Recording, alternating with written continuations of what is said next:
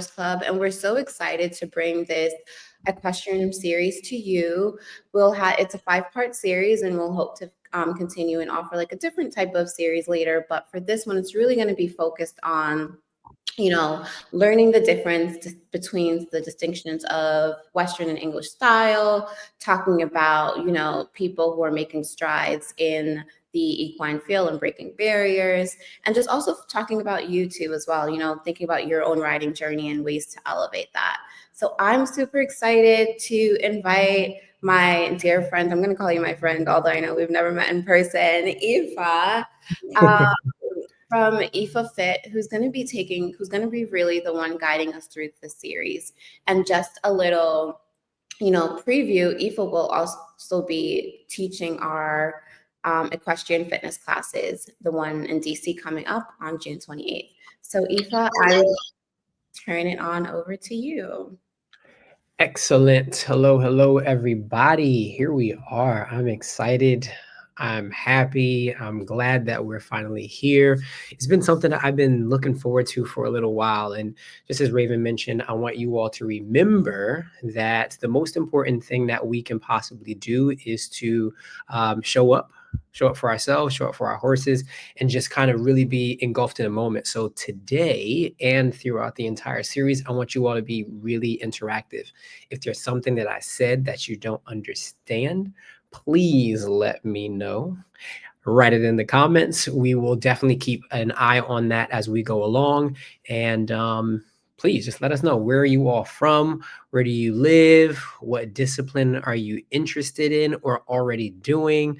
I am looking forward to it. So yeah, just keep me posted with that. As you can see here, we are naming number 1 of our series, 2 Styles, 1 Passion. And the really important part about that is, oftentimes, as Raven and I were talking about Lady Saddlers Club, and we want it to be inclusive of people who are new to the industry, those who are getting back into it, so on and so on. So I said, what if we did like this thing where we could talk about the English and Western and talk about the differences, but also talk about the similarities between them and just how important those two could be for our industry and your knowledge and your experiences overall. So without further ado, I'm going to kind of get into that, if that's okay. Here we are. So this whole series that we're going over is really about learning more of the industry.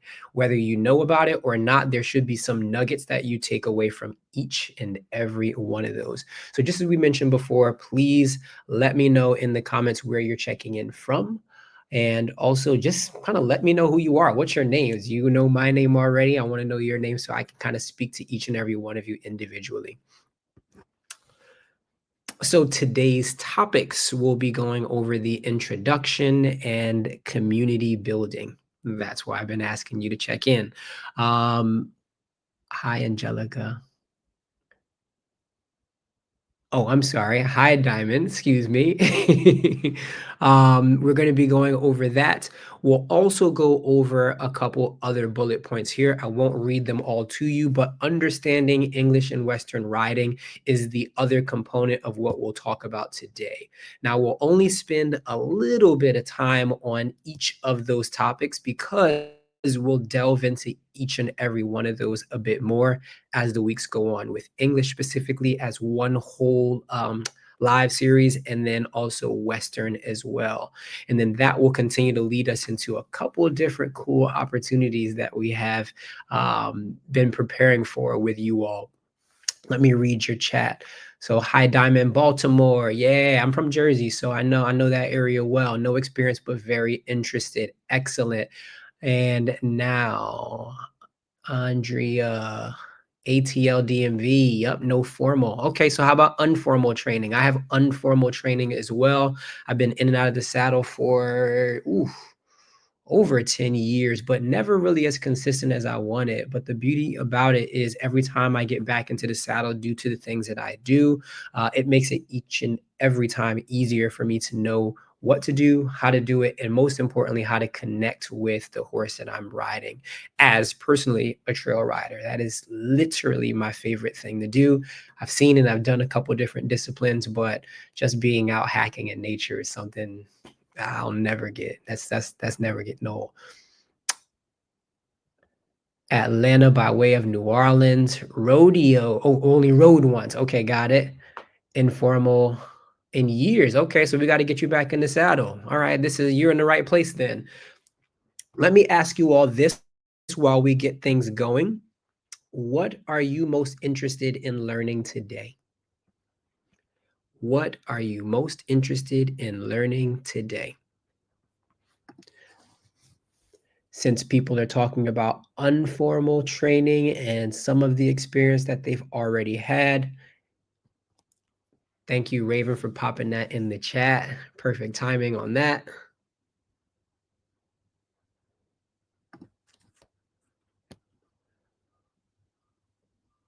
Talk to me, y'all.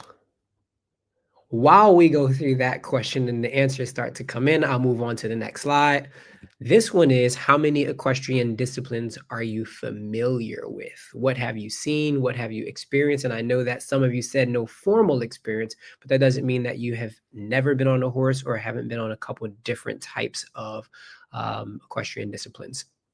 So for me, disciplines I'll speak for myself while I allow you all to get a little time in there. I have done mostly trail riding throughout my 18 to who knows what age time frame now. I've done a lesson or two in hunter jumper, which we'll go over on the English side. And I've also done reining or a reining lesson, which is extremely cool. That was probably my second favorite so far. And I've worked with a ton of different disciplines as I am a fitness and performance coach for riders. I help them in all different disciplines, from eventing, from English, Western, it doesn't really matter what it is. So there's quite a bit that I've experienced and seen and also done, but my journey just continues to move along from there. All right, so while I get those messages coming up in time, I'll move on to the next one. English versus Western. So now you'll see here on the left is a completely different picture and look as well as feel than the right. Now, the differences are really vast, but they're also very intrinsic and really don't differ too much. So it's weird how they can, but they aren't different. Here's how we'll go over some of that, and then I'll delve into that in our next live and the next live after that in English and Western. So in the English discipline, the dress, the attire is completely different than our Western. They have a forward, more active seat that is moving a bit differently than our Western. Our English riding discipline is not necessarily meant for long-term riding, let's say for half a day to longer, like our Western is. The questions are starting to come in. Hey, Philly, yes, I know. Long time no see. How are you? Okay, I want to read a horse and know how to handle them when riding. That's a great response, and that's definitely something that you'll be able to understand and learn a bit more. My number one thing to that is how to handle them when riding is understanding your own energy. The energy that you bring to your horse is what you're typically going to get in response. Being calm, being relaxed for the most part and not tense is also going to help them throughout their movement. Ride, thank you very much. Throughout their movement, but also their temperament. They are extremely sentient. So as they understand and feel what we bring to the saddle, you're going to get that in response. So if you don't want to have a hyperactive horse, don't bring that energy. But we'll continue to go over that in due time for sure. I completely agree that Raven is such an inspiration. All right. So yes, good to see you. And I'm going to guess that's Tieria. Let me know if I didn't pronounce that right. But took a few equestrian classes, absolutely, from Mississippi. Oh, we got people from all over here. Hoping to learn about riding styles and finding time to ride more. Absolutely. Yeah, we're in the same position with that one. Let me continue with English and then I'll shift over into Western on that left side. The knee position, as you're familiar with also, or maybe not familiar with, as you can see on the left side, he is jumping over a fence. This is a pretty high fence, probably over a meter tall. In this case, in order for them to get to that position, which what has taken place historically is they were jumping over logs and fox hunting and doing a bunch of different things. But nowadays, that takes place in an arena. Now, eventing is one, which you'll see at the bottom in terms of disciplines for those who can read that. Eventing is where they have three different disciplines combined into one. And on the eventing side, they have something called cross country, which is where they go all the way into the woods and out of the woods, going up, under, and over different obstacles. And so, this prime position and why their boots, why their pants, why their helmet, all of those different things change is because of exactly that, because they're going to be going through different terrain. So it has to match that specifically. Balance and precision is also something extremely keen because what takes place within our body is also going to affect the horse immediately. If we shift over to the right just 1 inch, 1 millimeter, I promise you the horse will definitely feel it. I want to be better in my balance and position and learn feel. Okay, yeah, we can talk about feel a little bit more. I'll definitely come back to that for sure. Um, Bridles, we'll get into that a little bit later, but just as a teaser, there are snaffle bits, curbs, and hackamores. Now, curbs are not as common in the English discipline, but it is used in certain cases. The hackamores are bitless and they go around the facial structure of the horse so that it is not pulling from their inside cheek. It's a little bit different. It's a different thought process as well. Now, Western is typically a deeper and longer stirrup. So the leg is longer depending on how the person likes it, but on average, it is deeper. The saddle is way larger, I must say, very comfortable in my own opinion, but also the focus on control, comfort, and connection. So you'll see that connection is something really important on both sides. But when it comes to the Western discipline, because we ride with one hand, that needs to take place even more. And so, what we call neck reining as one style of riding in Western and one way to do it. The important part is when a horse feels the pressure of the rein on their neck, they're supposed to move away from that, meaning towards the direction that someone is going to do. In our next couple, I'll try and throw some videos in there, which could be really advantageous for you to see some of the things specifically that I'm talking about. But the bridles are curbs, and those are used for leverage. So when the hand and when the rein shifts and makes those adjustments, the horse can feel that internally, but also externally on the neck so that they can move in the direction necessary. And that's just neck reining. Let's move along. Our riding styles. This is a deep dive into more of what we're going to see and experience as the next few series unfold. But today we're just going to go over part one, which is the history and roots of that, so that next time when we meet again, we'll go over the rider position specifically, the tack and equipment, and how those differ, as well as the horse breeds, which are definitely different depending on where you are in the world. So in England, they're going to be slightly different than in the US, especially in terms of how they're used and why they'll be used in those different jobs, as I'll give that term. So as you can see, each style developed over centuries, literally, and is influenced by where you're from, where that horse has been bred, and where it's genetic to, as well as the purpose. So the difference between the English and Western right there alone in terms of purpose makes a big difference. In the US, the American quarter horse is probably our biggest export, and now quite a few different European countries as well as other countries around the world are now using this extremely strong, powerful, and beautiful horse, in my opinion, as well. So You'll see things on rider position in the next one, as well as the types of saddles, why they're different, the weight of the saddle, so on and so forth. And then we'll dive even more into the horse breeds because there are tons and they all have slight differences that really do make a difference in terms of what you're asking them to do. Our quarter horse would probably not make an amazing eventing horse just because it's not built for that type of terrain. Now, when it comes to our Dutch warm bloods and things like that out in this area in England, it's going to make a completely different and more vast ability for purpose, which is exactly what it's going to do. All right, so let's go into English riding, a legacy into the cavalry and refinement. So this is really built into the history of the English culture. And this is actually how horse sport got into the Olympics, funny enough, which is through the cavalry. They needed something that when they were in, let's say, warfare and transportation, they needed one, a way for them to get through obstacles faster and to cover more ground. They also needed more leverage and vantage point, as well as they needed something that was agile. So the breeding that took place with those horses specifically and the tasks that were needed, as I just mentioned before, were built on purpose. So due to that, most people were riding just from the cavalry historically.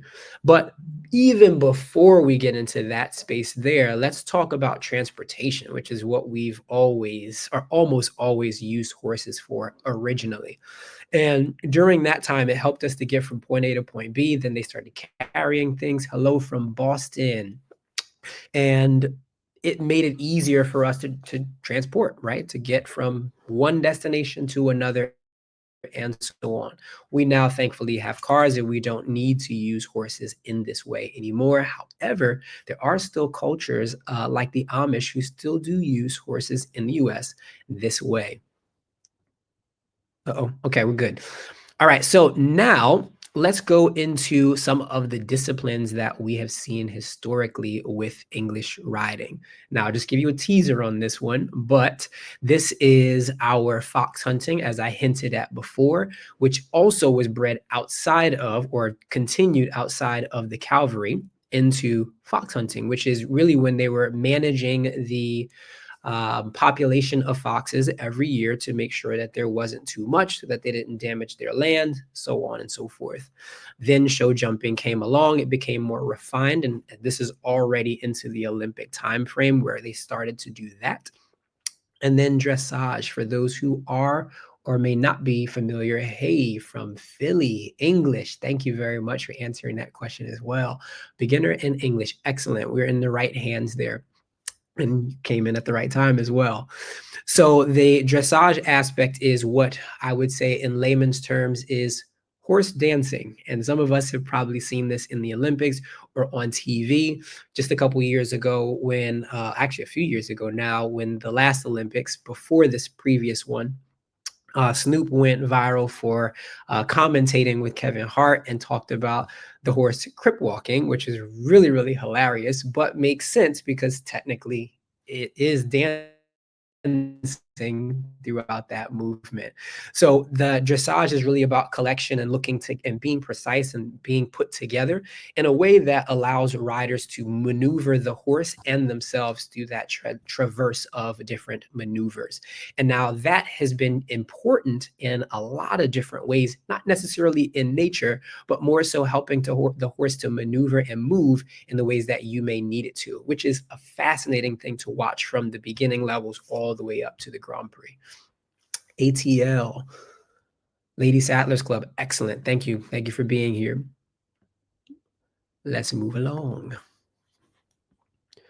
The Western riding. This is very, very American, I would say. I'm going to say North American, including South America as well, because there's such a vast amount of terrain and land that varies from North America all the way down to South America, starting with Canada and then the continental US.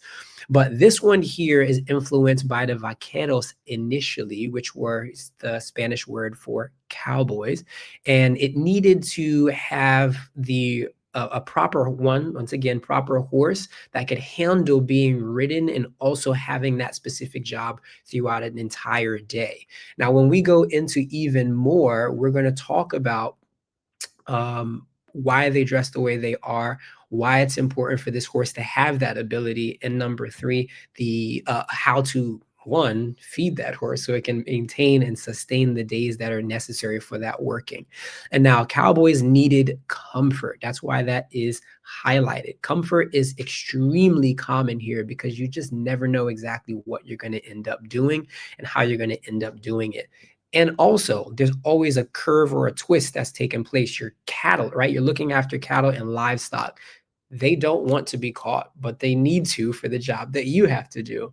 So as you go along, you understand that traveling long distances using dogs are another really important aspect of equestrian culture. And the dog and the horse have worked together for centuries as well to help doing the tasks that are necessary. Hounds are used in Hounds are used in the English fox hunting, and border collies are used quite a bit often in livestock cattling. So these ranch hands or people, cowboys, were also used to make sure that the land was not being um, degraded by different animals that may come by and just have to live. The Western saddle was designed for security. The security is the aspect where we are feeling one, safe, but also we have all the tools that are necessary. And it's a durable thing that can stand on it. So the Western saddle is way heavier for that reason as well. For those who have already ridden in a Western saddle before, you'll notice that there's a horn there. That horn isn't just for balancing initially, it is mainly for hooking the rope that you're going to be using for the livestock or the cattle. So to catch them, to slow them down, to make sure that they get closer to you or that you get closer to them. So in this same case, as we move along, the horn is still there to this day because people still have those jobs, but also it allows for a relaxation and it also allows you to put your hand down while using your hand to use the rein. The design and function gave birth to certain disciplines like I mentioned earlier, reining, cutting, which is typically in an enclosed area, extremely agile sport, but also culture where your job with you and the horse is to always stay in front of them so that they don't get past or around you. So in this case, you need a horse that is fast, you need a horse that is agile, and you also need the power. But that's another reason why you have the horn there, because you hold on to that with one hand and use the rein with the other to help steer the horse. Then we have barrel racing, something also, as you can hear me say often, agility is extremely important. The ability to cut, shift, and move quickly and almost immediately. And all of these, as I'm just naming three disciplines, there are quite a few more.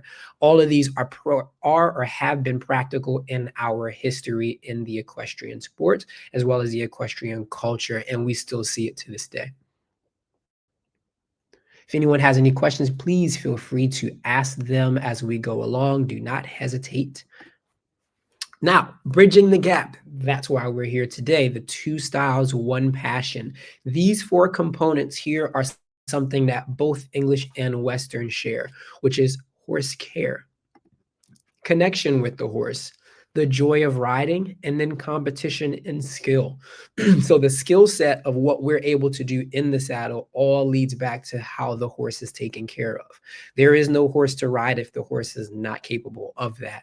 So understanding how they are structured physically, how they think, how they behave, and how they learn. I had to add that one on here because we're learning a lot more about how horses learn in these newer times now. And a lot of the research is coming out to say that human animal bond that I'm going to talk about in the next one with connection, it stems from if they're feeling well. Remember, a horse is a sentient being and they're able to feel and sense our energy and what's going on in our body from up to a quarter mile away. I find that fascinating, but really, really a cool fun fact there. As we go through the connection with the horse, the bond that we bring and that you may have felt at some point where they understand how you feel, that is absolutely scientifically proven. And the HAB there at the bottom stands for human animal bond. And there's a lot more research on that as well that's come out to say horses understand not necessarily what we're saying with our words, but what we're saying with our body. And so, for those who are beginners here, as I mentioned before, getting connected with them is also understanding and getting connected with yourself. So, the joy of riding. Everybody loves being in the saddle. And the most important part about that is really just doing everything that you can to make sure that you can enjoy it even more and for longer. And then competition and skill. Both English and Western have high level competition going all the way up to the Olympics or close thereof. And then those each, English and Western, take a high level of skill. Skill meaning knowing how to maneuver your body, whether that's your seat, whether that's your legs, whether that's your rein, whether that's your voice. Your voice is also an aid. All of those things and how you say something and how you move, whether it's a millimeter or an inch, will have an effect on the horse. Number 9. Here we are. So, finding your path, exploring possibilities. I want to implore to each and every one of you to do a little bit of homework. Do a Google search and just say, I want to learn a little bit more about English riding or English riding disciplines or Western riding disciplines. Now, while I will definitely give you more information in our next couple chats, I want you to come to the next one with a little bit more information so that I don't have to talk at you, but we can talk with each other and you can ask questions and I can answer those live.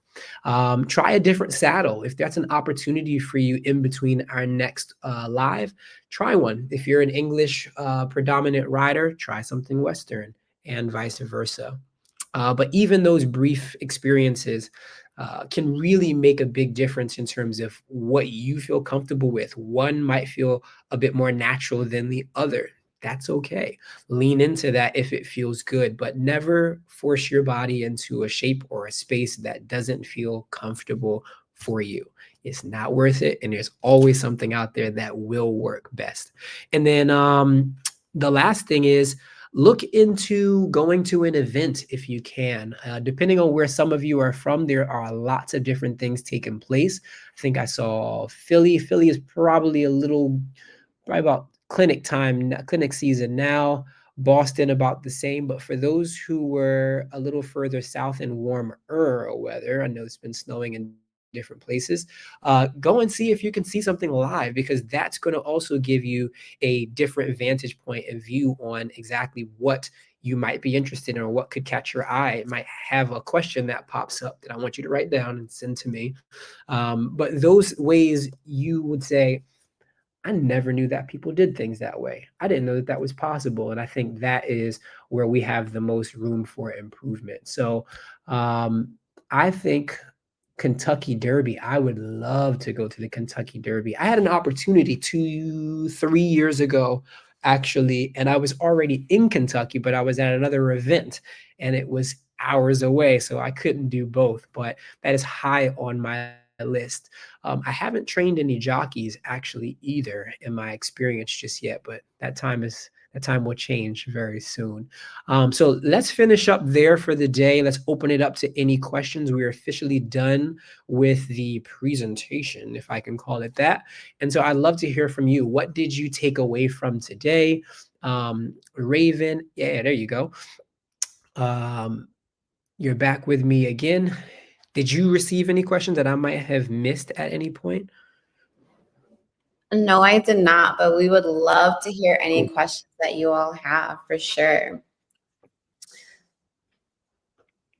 Excellent. Yeah, or comments too, like if you, True. Yeah. because If I'm you sure. enjoyed it, please let us know. Definitely. For those who are still here, those who have joined, please, yeah, chime in. Raven, what's one thing you took away from it, if I can ask you that question while we wait? Like you just dropped that life gem in there where you're like, don't fit yourself in a shape or space that doesn't Yeah. fit you. And I think, that's especially important to just understand from a life vantage point. But I think even just for knowing the saddle, like always make sure that if it doesn't feel right, to point that out and get something that does. I think thank you for that. That was huge. I think another thing that I learned recently as I've been doing a live series with a saddle fitter, master saddle fitter, who makes now gender specific saddles, because what we have learned over, I don't know, the past 10 or so years is that our pelvic position is influenced by the way the saddle is made. And so when guys were in the saddle, typically, historically, saddles were made for men. And all these years, believe it or not, until recently, saddles have been continuously made for men. And the saddles are now being adjusted and made for women as well, because we have a different pelvic angle. So, as I mentioned, don't fit yourself into something that doesn't feel comfortable. That's something I want people to take on the English and the Western side of things. Whether it's a deeper cantle or even a more shallow one, you still need to find something that doesn't put your body in something that's uncomfortable, that doesn't make sense for you. So try different ones, as I mentioned, because that is going to make a major, it's going to be a value add to what you can and what you are going to experience.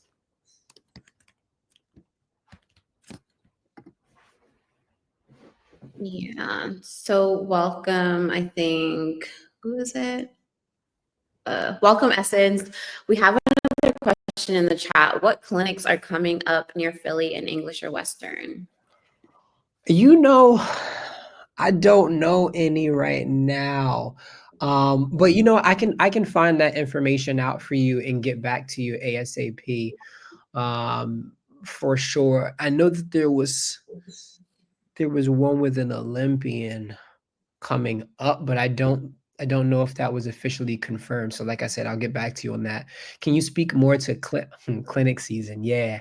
Um, it's actually both, funny enough. Clinic season is technically when it gets cold outside. All of our top riders really head down to warmer climates, the Carolinas, and also Central, North, and South Florida, to continue their journey before coming back to us up in the North in the spring and summer, because their competition season almost never ends. So clinic season is when it's cold outside and people are all stuck inside. All of our indoors in the Northeast are used for those who either didn't travel to the South or those who will come back and forth. So there's a lot of things to learn in a clinic. The clinics just really mean a learning environment where you can advance your equestrian knowledge or skill set that you may be working towards, depending on your discipline. So there's typically things, depending on where you live, of course, on the English side as well as the Western side. If there's anyone in the Ohio area, I don't think they mentioned that. There are tons going on out there. New York, New Jersey typically has quite a bit. Philly, I have never been to a clinic in Philly, but I know that they have to exist, or especially just outside of the Philly area. So the Northeast has a lot to offer when it comes to that. If you're willing to travel a little bit, an hour, maybe two, if not less, depending on your geographic location, you'll be able to find quite a bit in that area. But there's also online forums, Facebook groups, and things where you can also get more information about those clinics. But yeah, for sure. Great question, though. Great question. Love that. Sometimes I forget when I'm saying something that I know what I'm talking about, but I might lose somebody at that part. Um, Oh, uh-oh. I'm gonna let you take that one. we currently have chapters in Atlanta. We just launched our chapter in the DMV area. So we don't have any in Philly right now, but we've been seeing that y'all Philly ladies want a chapter. So we are going to be working on that probably most likely in 2026. So stay tuned. And we will definitely, because I see that there are a lot of saddlers in Philly. So I'm excited to learn. Oh, oh Yeah. yeah, the culture is real. The culture is real in Pennsylvania specific. I mean, Pennsylvania is a very quietly but well-known equestrian area, and Philly, just that city alone, Philly and probably the Bay Area are probably one of the most densely populated equestrian communities in cities, which is not common across the rest of the country. In New Jersey, we don't have anything similar to that culture that you all have there. So, yeah, I would love to see more in the Northeast, and it's on its way. So, yeah, great question. And I see something about Northeast as well. That's And coming. y'all are putting the pressure on me. Trust I, me. Trust me. It's yeah, it's on the way. mhm. Any other questions? We're gonna probably wrap it up in about a couple minutes, but would Love love, these questions, by the way. yeah. And we love how engaged you are. And we love how you took your time out on a Saturday to be with us and learn more about equestrianism and share your thoughts, share Yep. your questions with us. This is huge. Thank you all for being here for real. All of our hard work is not going to waste. Great questions, great responses. See y'all in PG. Oh yeah, PG County. Yep. We are. So we have our DMV chapter, which really covers like Maryland up until Baltimore. Um, So feel free to, we have information, ways you can book like your information session on our Instagram. So you can schedule an information session to learn more about the club, but we do have chapters in the general DMV area up until Baltimore. Yeah. Love seeing the interest. It's an amazing thing. It's a lot for us to take back and understand where people are interested in more information. As Raven said, there we will do an in-person event coming up soon with me. So really stay tuned for that one as the months go by, because this year is already moving. It's February 1st. Yeah. I have another question that I want to ask. Like, what horsing events are you all into? Mm. So for me, I am like a polo match girly. Like I love the polo matches. I love like the fits. I love just like the experience, and I love champagne. So I would love to hear what you all are into. And I love rodeos too. I feel like that's just another like, you know, I fit. haven't done a rodeo yet, believe it or not. We haven't. We Have got to not. get you into one.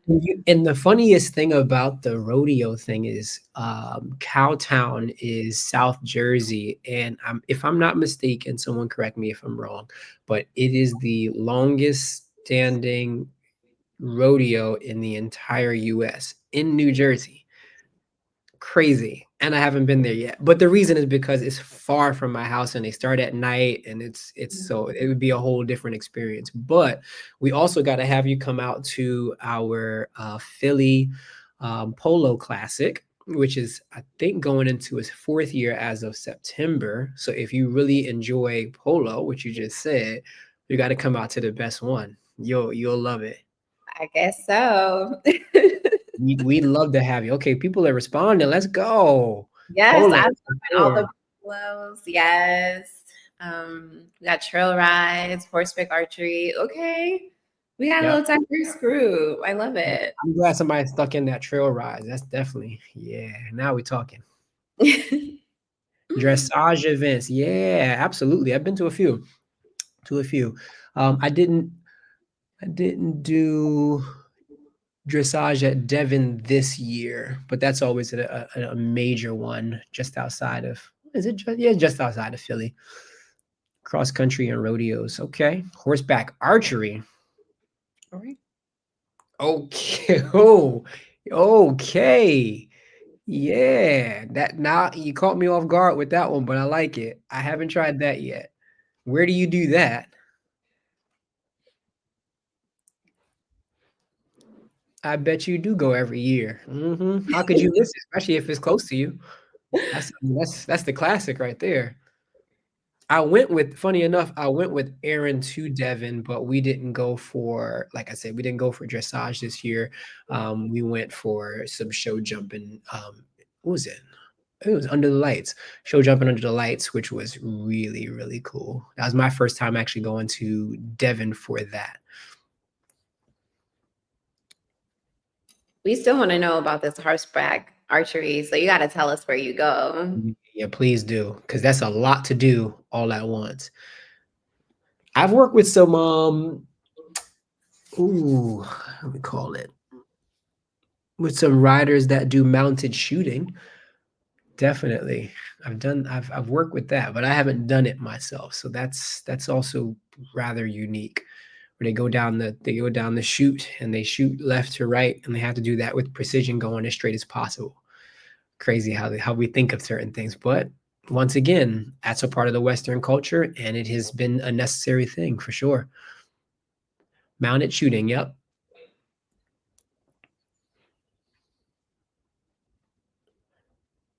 Stables and outdoor ranges. I think she said she was from New York, right? He's from Maryland, from PG County. That's Maryland. right. Okay. Oh, well, I mean, the more land you have, the more space you have, the easier it is for you to try some stuff. But also, the further south you go, the more Western things typically are. We do have Western in upstate New York, definitely. I would assume that there's quite a bit in central Pennsylvania as well, but that's not really a thing that I know of in Jersey. All right, ladies. We would, as much as we would love to be here all day with you all, I feel like we can spend the whole afternoon. We We are could. going to cut it now. So thank you so much once again for showing up. Please tune in. Our next live series is, when is our next one? Do you know, Aoife? March. March something. March, My let screen me look. March my 29th. screen is there we go. It's My on screen March is locked in on y'all right now. and that one will be focused on just the bridling. It's called Bridling the Basics. It's really like doing a deeper dive into that English style riding. So Ooh, that's we cool. can't wait to see you there. Come with your questions again. But thank you so much for your engagement. We are so excited to have you be a part of this virtual community. And then hopefully we'll be launching Lady Saddlers Club in your states as well, if it's not already there. Yeah. Yep. And we'll talk a bit more about dressage as well. And you'll see that. And as I mentioned, I will add some videos in there. I do think that that could be advantageous for the presentation. So you also get to see some of the things that I'm talking about. So yeah, stay tuned. It's only going to get better and better, y'all. All right.